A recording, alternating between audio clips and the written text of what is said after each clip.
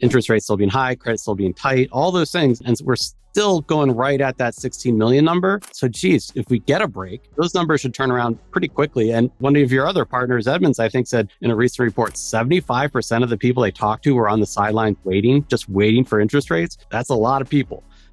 Today, I'm thrilled to sit down with David Thomas, Director of Content Marketing at CDK Global, as we dive into the Q4 car market forecast. We unpack the key trends and predictions that will shape dealership operations and profitability in the coming months. A big thank you to our sponsors for making today's episode possible: Cars Commerce, CDG Recruiting, and CDK Global. And now, let's get into the show. David Thomas, back on the CDG podcast. David, welcome. Great to be here, Yossi. Thanks. Great to have you back on, our proclaimed EV expert and many other things. So what's new, David? What's on your mind nowadays?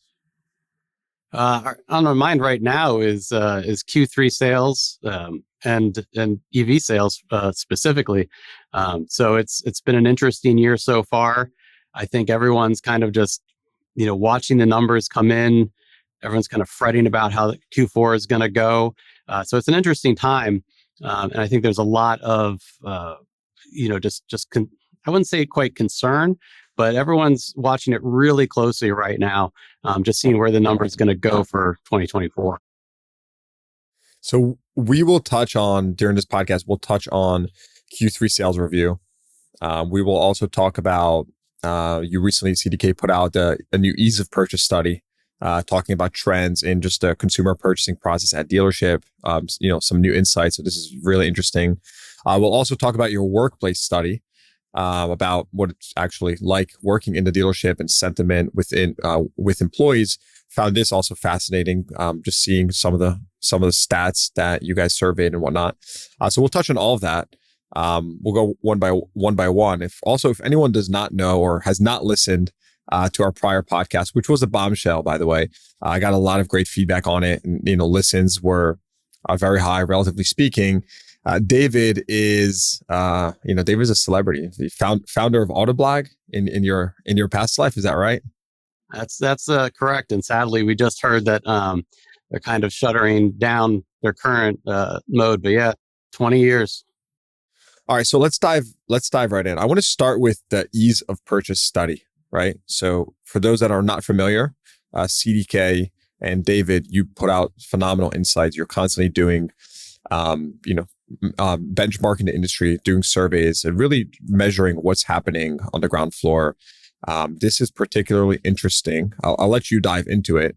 I have some questions, but just give us kick-started on what the ease of purchase study was. Tell us a little bit about the findings. Yeah, ease of purchase is a pulse study we do every month. We've been doing it for about 2 years. And the premise of it originally started when there was an inventory issue. We wanted to find out how people were getting the cars that they were buying, since there wasn't inventory on the lots. Were they ordering it from the factory, getting it in transit, or just picking something else on the lot that wasn't their first pick? But over time, it's really kind of shown just it tracks how easy it is for people to buy a car, because we hear anecdotally all the time the negative stories about the dealership experience. So when we put this study out, we thought, well, let's just have a basic premise and ask buyers, was it easy to buy the car or not? Right? A very simple question. So when it started 2 years ago, that number hovered in the high 70s, low 80s. And even a year ago, we were at about 83% of people saying it was easy to buy a car, which is pretty good, right? That sounds like a really solid number. But last month, August, our August data was a record. 93% of people said it was easy to buy a car in August. September went down a little bit, but still the second highest month at 89%. So is this driven primarily by just inventory availability, right? Like, what's actually driving this? And what would lead me as a consumer to tell you, hey, it's easy, right? Am I happy with the price potentially, or what's driving this?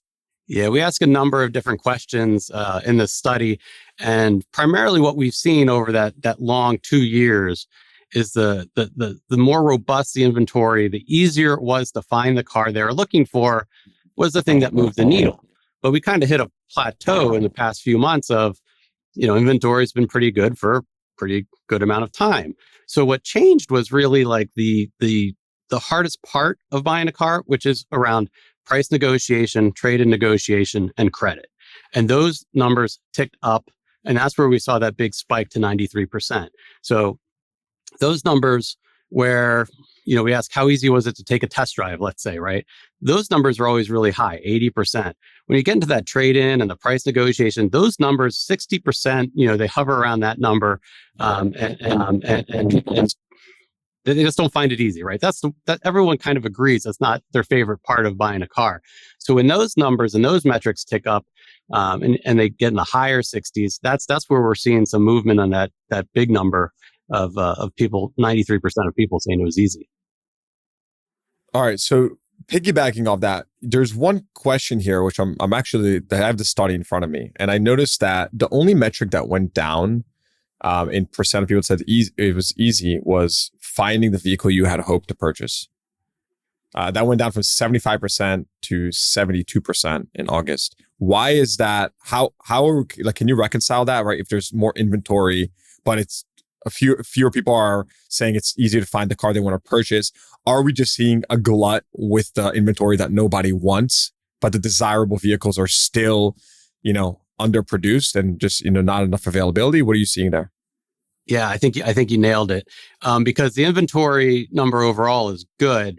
I think it's finding those very specific cars that are very popular from certain manufacturers, especially Japanese manufacturers, that they just can't stock them, right? These are like the best-selling cars in the country. So that's what kind of moves the needle, like in a study like ours, right? Where it's that type of vehicle that's in tough to find supply, tough, high demand, and depending on where you're at in the country, harder to find than other places. So yeah, I think you're 100% right. It's those brands, and we know which ones they are, with those popular models and people having a hard time finding, and not just finding the model, but the trim level, the color, those types of things as well. And one other thing that I found fascinating is that this was a slight uptick, but people applying for credit and finding that to be easy. That surprised me, just given the environment.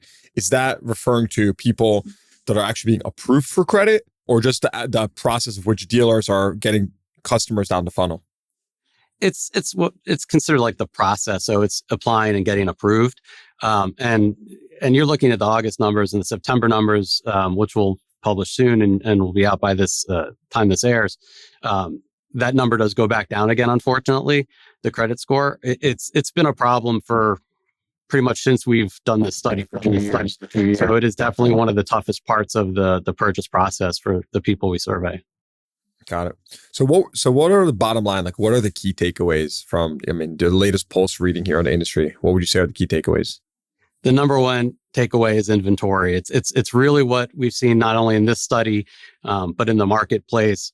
It's making sure that, these popular brands and popular models are being produced, and they need to get out to the market. And other brands, making sure that, you're delivering what the shopper wants, right? So you have some other data we'll talk about, but people do their research and they find that specific car they want on your lot via like a third party site or your own dealership website.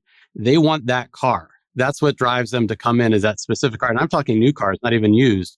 They want that specific trim. They want that specific color, and you're advertising it, and they want to find it when they come into your lot. So just having that laser focus on matching that inventory to that lead and making sure you don't miss that connection. They want that very specific car.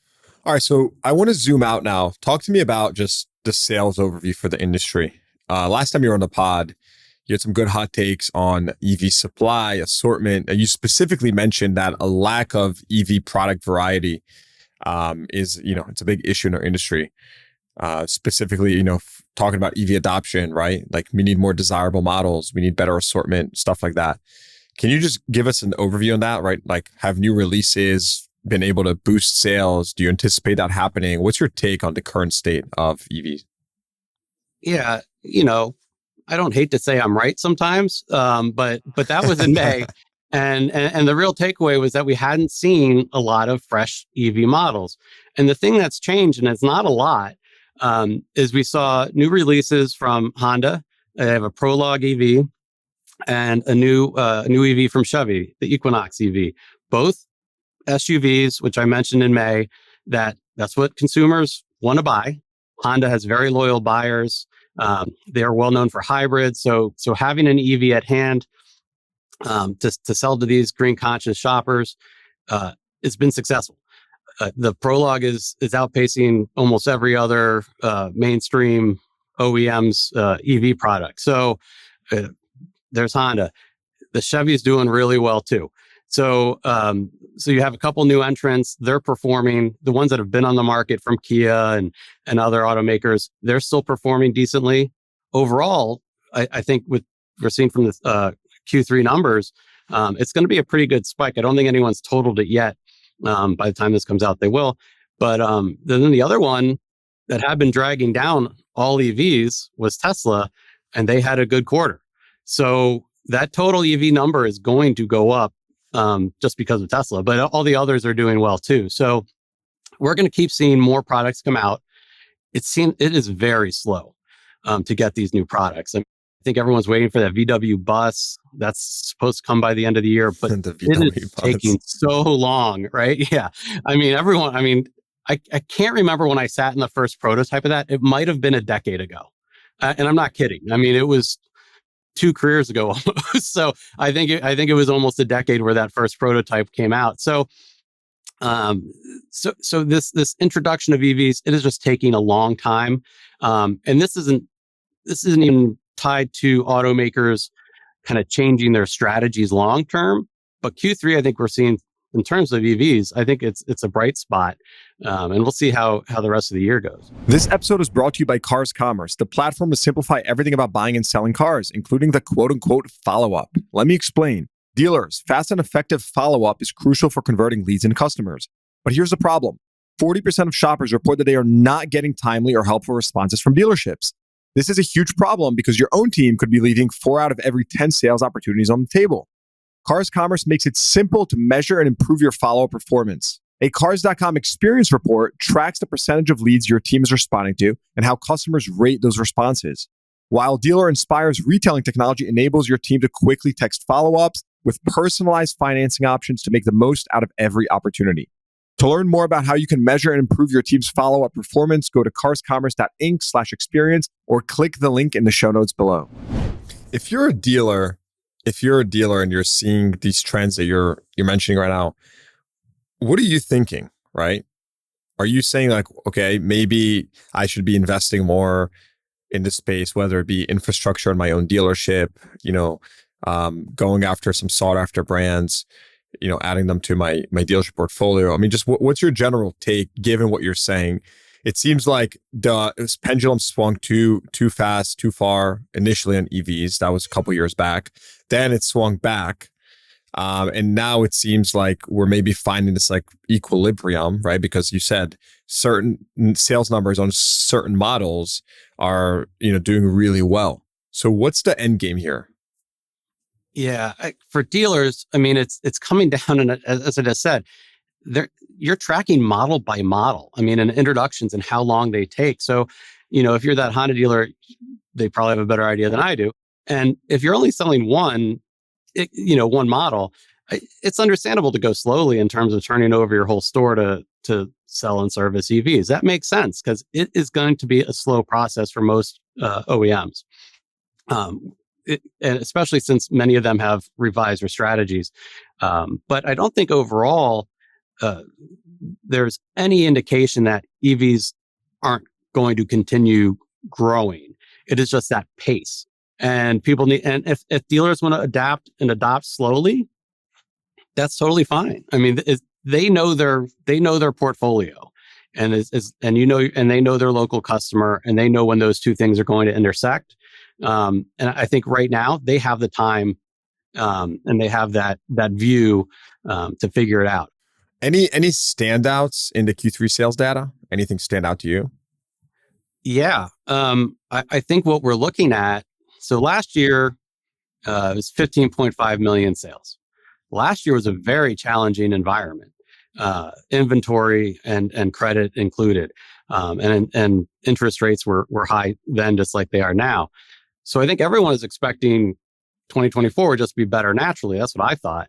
And it seems like it will be. I think the question's going to be, what the heck happens in Q4? Like, is Q4 going to be wild? And I think that's what, we've got an election, which seems to be throwing people off. We've had some unfortunate weather, with Hurricane Helene coming, and hurricane season's still going. And then we're going to have December, the close of the year. And I think that's probably where you're going to see the interest rates first make a ripple in terms of a dip. And then imagine if those automakers we mentioned with constrained inventory, that loosens up. There's a couple of stop sales on very popular models. GM, for example, they're turning over their most popular SUVs, the Tahoe and the Suburban, big money makers. Their sales were down in Q3. Well, they got 2025s coming that are revised. Those owners know that. Those two models alone are pretty much the entire change of GM for Q3. And then the Japanese with their inventory issues that, very popular models as well. So all those numbers in Q4, and those are just a few different ones where you could see growth, could really move the needle. So give us sum that up for us, right? Do you see an environment with some just dispersion amongst the brands as we enter Q4, right? Where again, you see like significant overperformers and significant underperformers. Obviously, that's been sort of the trend here the past 1 to 2 years, where you had a lot of Japanese low supply, consistent profits. You had more of the domestics, bloated supply, diminishing profits, all these issues. Do you just see that continuing, or do you think there's a chance that port strikes, hurricane significantly impact this trend that we've gotten accustomed to over the last 2 years, and we may experience something a bit differently? Yeah, geez, you talk about a while at Q4, and you mentioned the port strike, right? There's always something new, yeah. For me to predict what it would be hard, because all those things could happen. But let's just say one or two of those factors swing to the positive, then you're looking at a very positive Q4 with nothing exemplary happening, high interest rates still being high, credit still being tight, all those things. And we're still going right at that 16 million number. So geez, if we get a break, those numbers should turn around pretty quickly. And one of your other partners, Edmunds, I think, said in a recent report, 75% of the people they talked to were on the sidelines just waiting for interest rates. That's a lot of people. It makes me wonder if there is something to be said for subsidizing interest rates in this environment more than other types of rebates, even at this point now.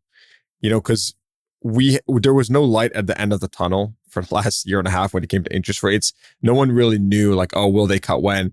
So it was like, hey, like, I'll bite the bullet. Maybe I'll refinance at some point later on. Now that we're seeing rates start to come down, it makes you wonder, like, oh, like, it's actually happening. Should I wait? So I almost think, I'm not an economist. I'm just trying to use common sense. But I almost think, like, now subsidizing interest rates as an automaker or as a dealer, it's almost could potentially be more beneficial today than it has been over the past 1.5 years, because it's going to be a little tougher to get that customer, which you just mentioned. 75% is an astonishing number. It's a lot of people. And so if you can get them off the sidelines, and if interest rates is what does it right now, that's a very compelling proposition. You are reading my mind, Yossi. I don't know if I put that on LinkedIn. David. That's what I'm here for. I mean, it is the automakers. Well, they understand that, the interest rates from the Fed are going to come down. They'll recoup the money. They know it's coming. Why not incentivize it now, right? Do it now. Everyone is focused on these numbers. It has long been, gosh, I don't even know how long people have said that the monthly payment is how they buy. It is not the out the door price, right? Like, what's my monthly payment? So 100%, if you can incentivize a 1.9, let alone a 0%, but if you can get it down to like 1.9 to well-qualified and 2 and 3.9s to other folks, shoot, some people with tougher credit, 4.9 would move the needle. But I think for these people that are waiting, probably have pretty good credit, you want to get those numbers down in that 1.9, 2.9 and talk about it. Like we're making things more affordable for you with this great interest rate. Come on in, right? Yes, 100% focus on those interest rates in terms of incentives. Yep. All right, so take us one layer deeper now into the research that you conducted, but I want to talk about aspects like test drives. What did you uncover there? Yeah, so we did a shopper, what we call like a shopper journey study over the summer, where we kind of wanted to know like what were the basics of car selling, and have they changed? Are they still having the impact that we think they do? It's kind of, we asked them what the experience with that salesperson and what the dealership was like. So we didn't talk to the salespeople because we wanted to get the consumer's viewpoint on it. And the numbers were pretty stark. And I don't know if they'd be like surprising. Like if you're a salesperson and you hear these numbers, you might just say, well, yeah, duh. But when you have that many people tell you the same thing, it's still kind of reaffirming. So on the test drive side of things, 91% of buyers took a test drive. Every subprime dealer listening to this is probably saying, my customers don't test drive. Right. So, well, and you think what is that other 9%, and these were new car buyers, but that other 9%, a lot of these times it's like, people lease an Accord and they don't need to, 3 years later, they don't need to drive the Accord. Just give me my Accord and get me out the door. Right. But 91% are still taking that test drive. And 78% of them said the test drive alone sold them on the car. So just think about that. If you're a salesperson, I don't want to put pressure on the salespeople, but the test drive's it. And not only the test drive, the first impression of the car too. The respondent said the first impression moved them. So sometimes in our industry, we kind of forget it can be really exciting to buy a new car. So if you're doing all that research online, you see commercials, you go, oh man, that's what I want. Even if it's a, compact SUV and they all look the same, but you find the one that you want and the color you want, you schedule 62% schedule an appointment and you get there and it's sitting waiting for you. It's shiny. All those things move the needle. If you're going to the back of the lot, it's squeezed between five others and five other colors and, you can't tell which one it is. It makes a difference. So making sure that test drive experience is top notch is huge. I love talking about the fundamentals because it's so unsexy and it's so true, right? When I was selling cars back in the day, I had a finance manager, and he, one time I remember I think there was a customer that was, contemplating whether to buy a car or not. And he leaned back on his chair. It was like a Herman Miller chair, just leaned super far back. And he said, Yossi, I'm like, what's up? He's like, feel the wheel, seal the deal. And I can't get that out of my brain. It's like, feel the wheel, seal the deal. Like, it's so true. Anyways, that's my little story because it's 100% true, right? Especially for people who do the industry, right? Following that process really matters. It is an emotional purchase for many people. So I couldn't agree more. I think what was even more interesting is I have some of the stats pulled up here, is that 86% of buyer or extended test drive buyers bought the car, right? So you're pretty much saying, correct me if I'm wrong here, you're saying that 86% of customers that took that vehicle home, right, for a day at the minimum, ended up making that purchase, which again implies what many dealers have always known, but maybe some don't, that there is a lot of value to putting that customer on the road. Again, this applies to earlier we spoke about the subprime dealers. We should not, I do not recommend doing this if you're a subprime dealer, because you will likely not get that car back. And anyone with experience can attest to that. Again, I'm generalizing, but teasing a little bit, but there's some truth to it. But in all seriousness, 86% of extended test drive buyers ended up buying that vehicle. Huge testament to letting that customer take that vehicle home, for the day, really kind of integrate it into their life. Anything to add there? When it comes to a test drive, how involved does a salesperson get into the test drive, right? So the numbers are interesting. So you're talking about the 86 number, a full day alone, right? You're alone with that car. I mentioned the 78% number saying the test drive alone sold them on the car. If you allow the driver to take a regular test drive alone, the number's right in the middle, 81%. So even though, and 78% of people said they prefer taking it with a salesperson, which is pretty good, that is completely skewed by generation. So the younger they are, they want the ride along, they want the dealer. The older they are, and this probably again is not a surprise, but at least we have the research. The older they are, the more likely they are to want to do the test drive alone, whether it's 20 minutes or overnight. So yes, it is very, I know it's harder on a dealer to arrange an overnight loan, right? It's kind of like doing the fourth down in football, going for it, right? What's the payoff for doing it versus the risk, right? So yeah, it's a pretty stark number, and you're going to know that customer. You're going to have their credit sitting in front of you. Hopefully you've talked to them and you understand who they are, and that like you mentioned, they're not subprime buyers. So it seems like the way to go, that fourth down play. Yeah. I think the stats speak for themselves. It's one of those things where it's just a huge ROI, something so simple, but this number just kind of hammers it home. I would say that, not everyone does this. Like spotting cars in general, it can be very controversial. It depends on, the owner. But the numbers don't lie. It is definitely drives a lot of value if you do it on a consistent basis, net. Even if you might have challenges with, 1, 2, 3 customers here and there, or whatever it may be, it's clear that this drives a lot of value. And I think that's like the one, like if someone is listening to this right now and they're at a dealership maybe where they don't do this, you can literally, improve your bottom line just by implementing this process, obviously doing it the right way, but it's huge. I was surprised to see the 86% number. That's more than I expected. This episode is brought to you by CDK Global, who will once again be streaming its annual industry conference, CDK Connect 2024 on October 22nd.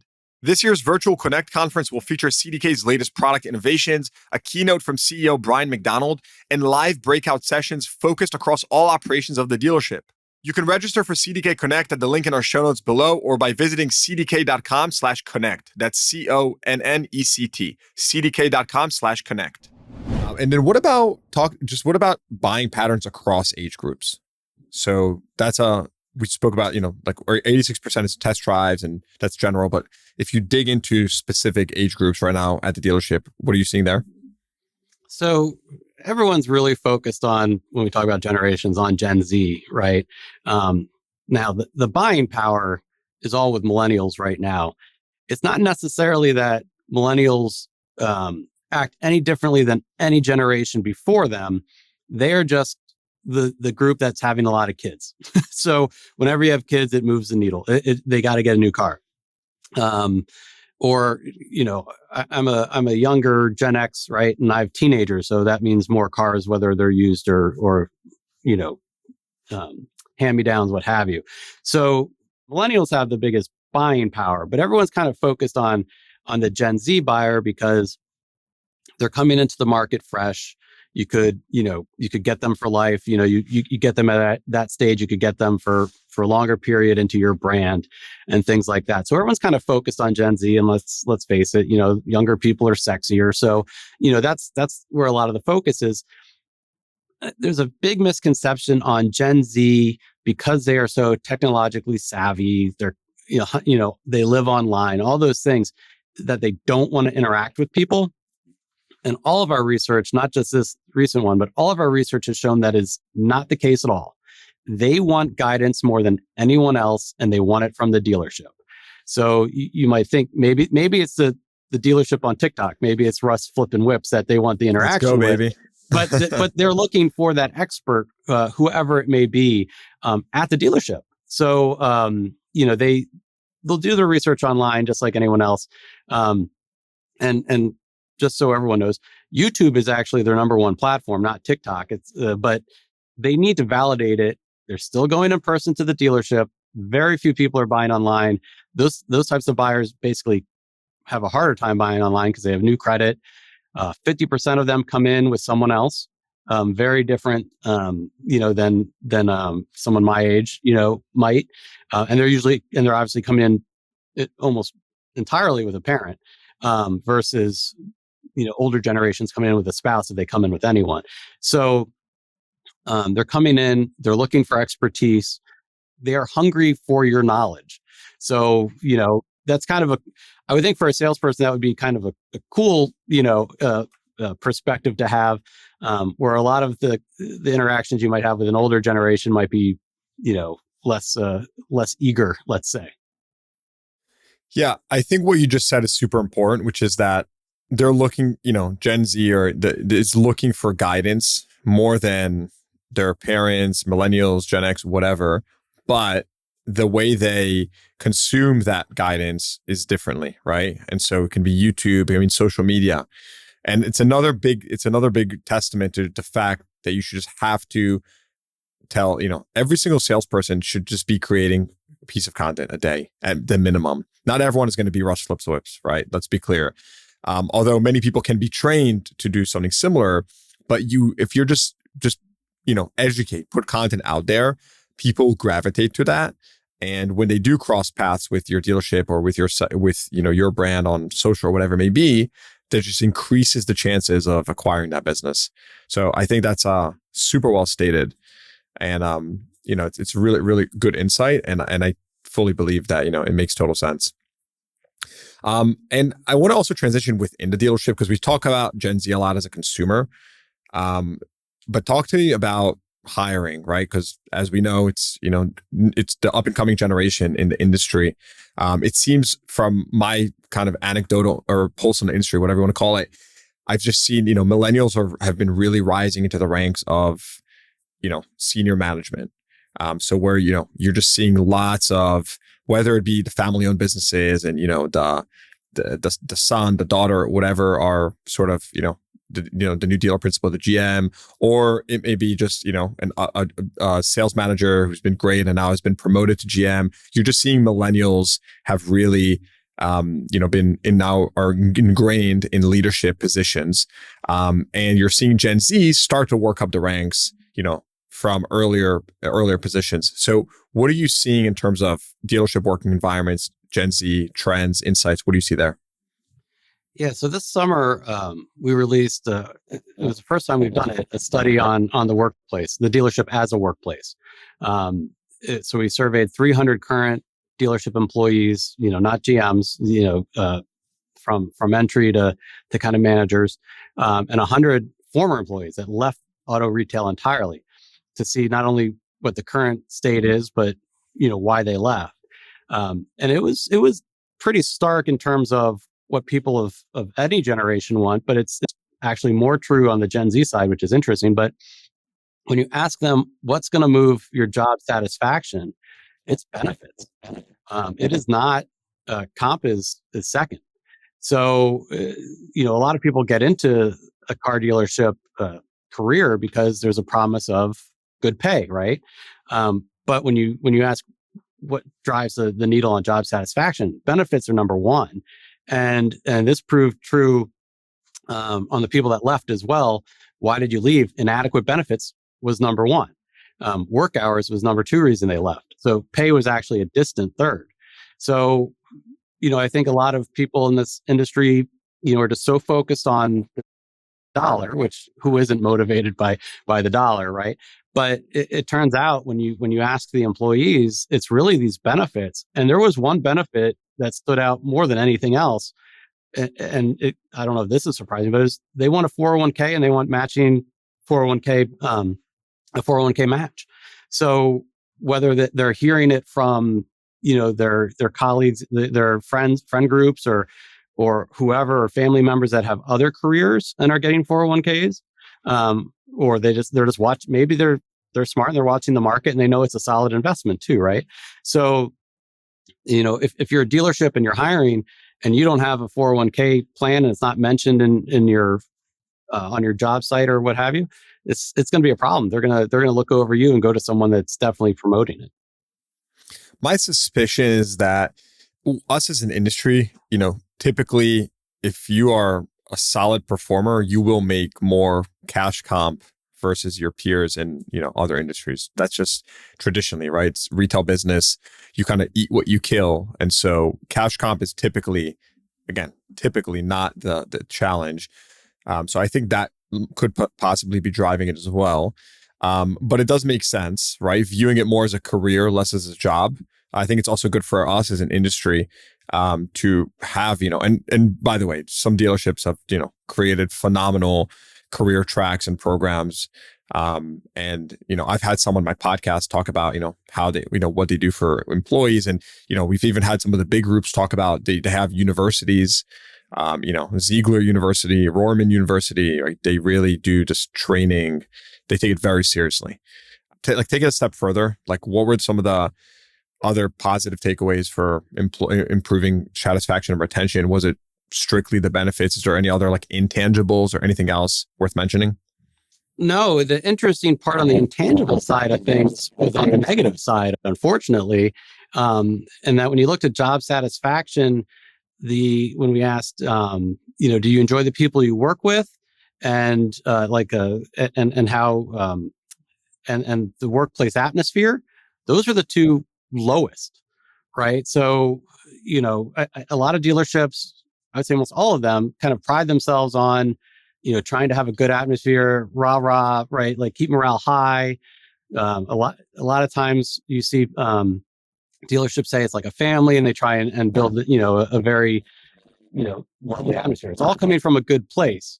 But when it comes down to job satisfaction and how the employee feels about it, it might be good for morale, but it's not helping them on the job satisfaction side. It's not going to get them to stay at your dealership versus going to the one across the street that has better benefits and better pay, right?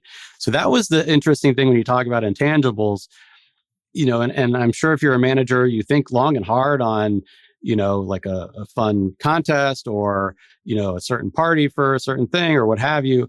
And again, it could raise morale, but it's not moving the needle on job satisfaction lever. So you're saying pizza parties are not going to help? No, and if the managers haven't read Reddit, and you can read all the employees on Reddit from service to sales, the pizza party is not a positive comment when you see it. But obviously, you want to do nice things, right? And there's nothing wrong with that. But it's not going to have that impact when someone's making that decision on career. That's impacted.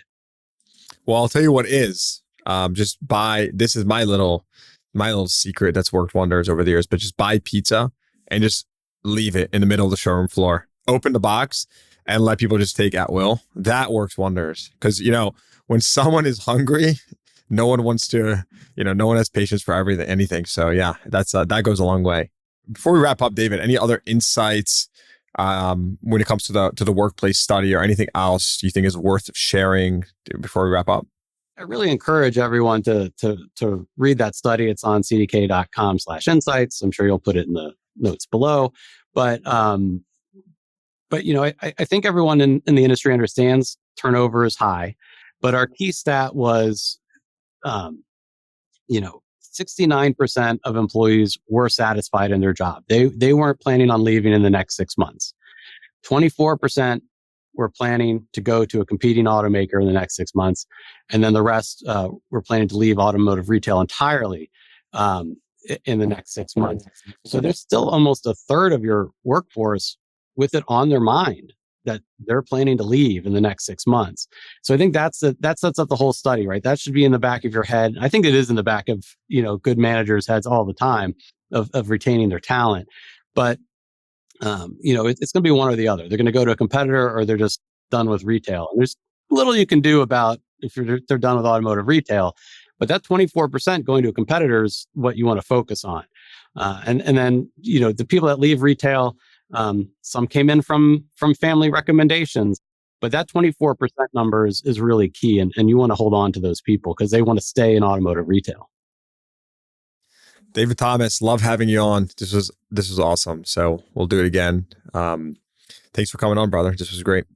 You got it. Anytime. One of the craziest things about the Car Dealership Guy platform is our direct access to literally thousands of dealership and automotive employees. So naturally, I often hear this question: CDG, can you use your network to help me fill an open role at my company? Well, now I can. Building on the success of my free industry job board, I'm proud to launch CDG Recruiting, a more hands-on white glove automotive recruiting service. Whether you're looking to fill roles in dealership management, C-suite, F&I, fixed ops, auto tech, SaaS, we take the hassle out of hiring by doing the heavy lifting for you. And here's the best part: we vet and screen thousands of candidates so you don't have to. And with our placement guarantee, hiring through CDG Recruiting is 100% worry-free. Our team has decades of experience and has successfully placed over 1,000 roles in the automotive industry. So if you're ready to find your next rockstar employee, try CDG Recruiting today by visiting cdgrecruiting.com or clicking the link in the show notes below. Again, that's cdgrecruiting.com. All right. Hope you enjoyed that episode. Please give the podcast a rating, consider subscribing to the show, and check the show notes for links to what we talked about.